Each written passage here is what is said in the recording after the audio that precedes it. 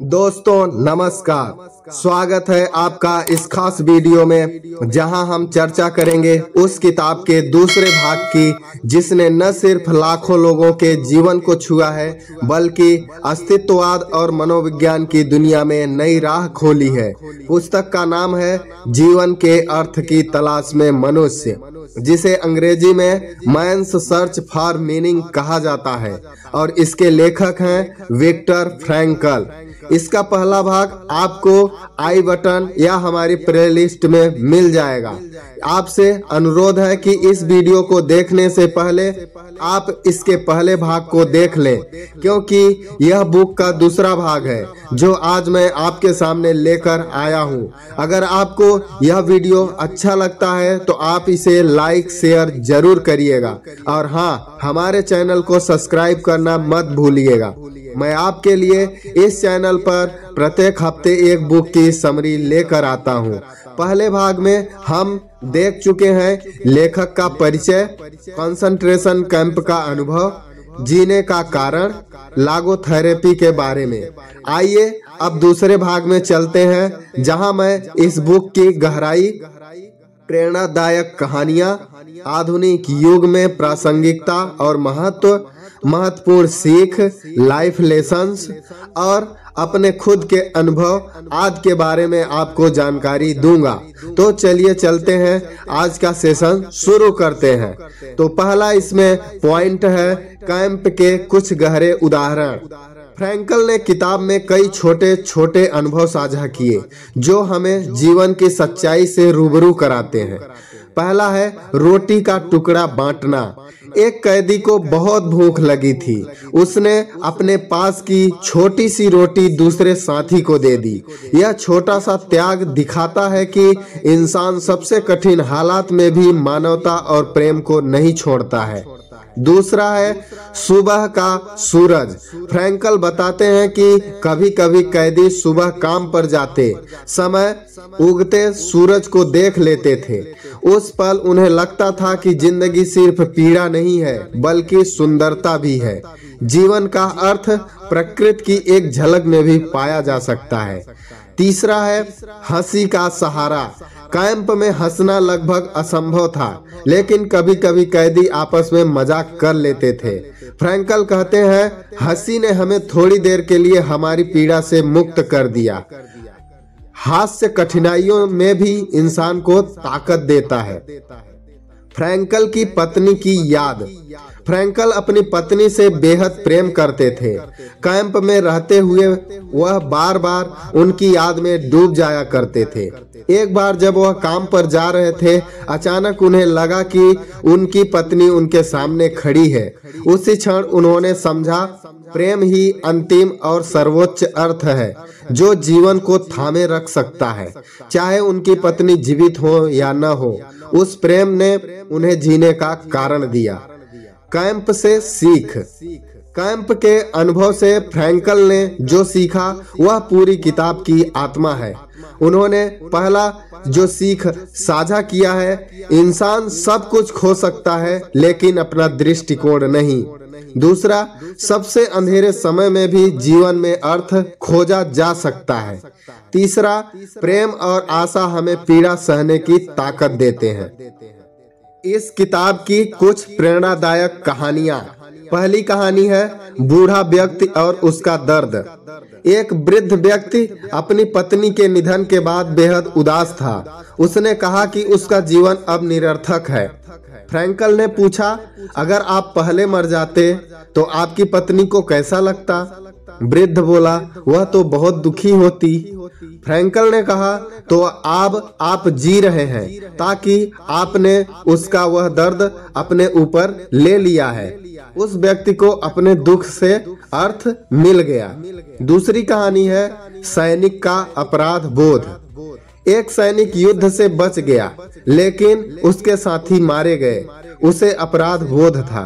Frankel ने कहा, शायद तुम्हें बचाया गया ताकि तुम उनके परिवारों के लिए कुछ कर सको। इंसान का जीवन अक्सर दूसरों की जिम्मेदारी में अर्थ पाता है। तीसरी कहानी है बीमारी से जूझती महिला। एक महिला कैंसर से पीड़ित थी लेकिन उसने कहा, मैं खुश हूँ कि मेरी बीमारी ने मेरे परिवार को और करीब ला दिया है। पीड़ा को स्वीकार करने का यह दृष्टिकोण लागोथेरेपी का असली शक्ति दिखाता है। अगला भाग है पुस्तक की गहराई। यह किताब हमें बताती है कि जीवन सिर्फ सुख भोगने का नाम नहीं है। जीवन का असली अर्थ तब सामने आता है जब हम कठिनाई का सामना करते हैं। जब हम बदल नहीं सकते तब हमें खुद को बदलना होता है। यही कारण है कि यह किताब सिर्फ एक सर्वाइवल स्टोरी नहीं बल्कि एक लाइफ फिलॉसफी है। पुस्तक का प्रभाव। इस किताब का 40 से ज्यादा भाषाओं में अनुवाद हो चुका है। दुनिया भर में 1 करोड़ से अधिक प्रतियां बिक चुकी हैं। इसे अब तक की सबसे प्रभावशाली मनोवैज्ञानिक पुस्तकों में गिना जाता है। इसे पढ़कर लाखों लोगों ने अपने जीवन की दिशा बदली है। मेरी समीक्षा, माई रिव्यू। जब आप इस किताब को पढ़ते हैं तो लगता है कि यह सिर्फ विक्टर फ्रैंकल की कहानी नहीं है बल्कि यह हमारी भी कहानी है। हम सब अपने जीवन में संघर्ष, दुख और खालीपन से गुजरते हैं, लेकिन फर्क यह है क्या हम उस संघर्ष में अर्थ खोजते हैं या हार मान लेते हैं। फ्रैंकल हमें सिखाते हैं पीड़ा को शत्रु नहीं बल्कि शिक्षक मानो। अपने जीवन में एक क्यों ढूंढो, बाकी कैसे अपने आप आसान हो जाएगा। और सबसे जरूरी, इंसान परिस्थितियों का गुलाम नहीं है, उसके पास हमेशा चुनाव होता है। इस बुक से जो हमें महत्वपूर्ण सीख मिलती है उसमें पहली सीख है प्रेम, त्याग और हास्य कठिन परिस्थितियों में भी अर्थ दे सकते हैं। दूसरी सीख है पीड़ा को स्वीकार कर हम दूसरों के लिए प्रेरणा बन सकते हैं। तीसरी सीख है जीवन का अर्थ हर व्यक्ति के लिए अलग अलग होता है, लेकिन हर किसी के पास अर्थ खोजने का अवसर जरूर होता है। लेखक का सीधा और साफ संदेश है कि जीवन हर हाल में अर्थपूर्ण है, यहाँ तक कि पीड़ा, मृत्यु और सबसे अंधकारमय क्षणों में भी जीवन का अर्थ होता है। फ्रैंकल लिखते हैं जीवन का अर्थ कभी समाप्त नहीं होता, परिस्थितियां बदलती हैं लेकिन अर्थ हमेशा मौजूद रहता है। आधुनिक जीवन में प्रासंगिकता। आज हम नाजी कैंप में नहीं हैं, लेकिन आधुनिक समाज की चुनौतियां भी कम नहीं। तनाव, चिंता और अवसाद, करियर का दबाव, रिश्तों में अनबन, भौतिक सुख सुविधाओं के बावजूद खालीपन। ऐसे समय में यह किताब हमें याद दिलाती है कि जीवन का अर्थ खोजो, भटकाव अपने आप खत्म हो जाएगा। हर कठिनाई में अवसर है खुद को बदलने का और दूसरों के प्रति प्रकाश बनने का। सच्चा सुख उद्देश्यपूर्ण जीवन से आता है, न कि केवल आराम और सुख सुविधाओं से। आज के लिए सीख, हर दिन एक अर्थ है। सुबह उठते ही सोचो आज का मेरा उद्देश्य क्या है। एक छोटा सा अभ्यास जीवन को नई दिशा दे सकता है। कठिनाई हमारे लिए अवसर होती है।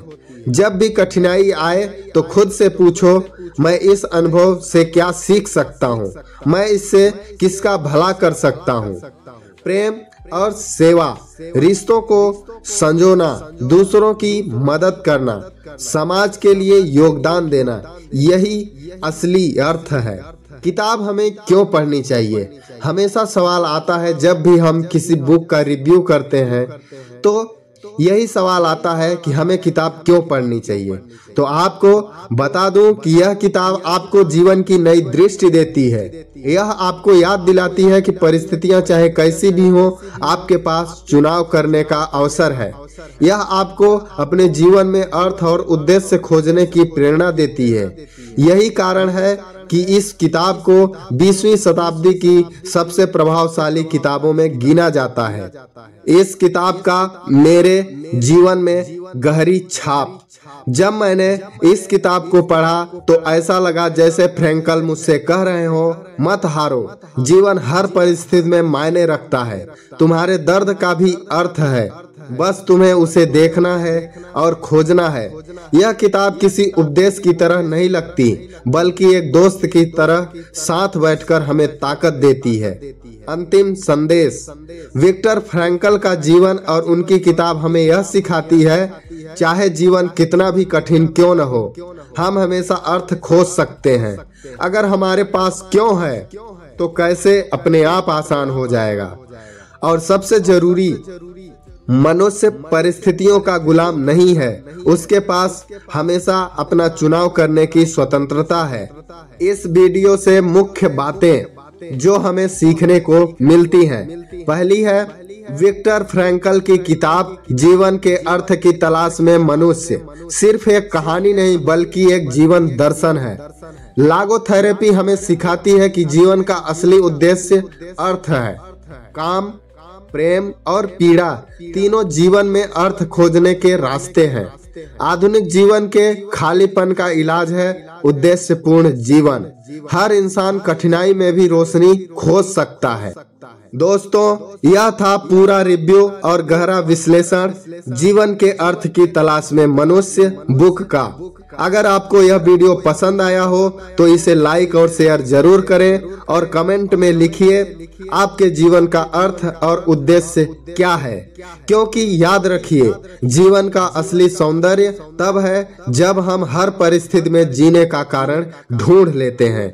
तो हमारे चैनल पर आप बने रहिए। आपको ऐसी ही मोटिवेशनल स्टोरी, मोटिवेशनल किताबों की समरी मैं हर हफ्ते लेकर आता रहता हूं। तो इससे जुड़े रहने के लिए आप हमारे चैनल को सब्सक्राइब जरूर कर लें और बेल आइकन को प्रेस कर लें। तो मिलते हैं अगली बुक समरी में, तब तक के लिए जय हिंद, वंदे मातरम।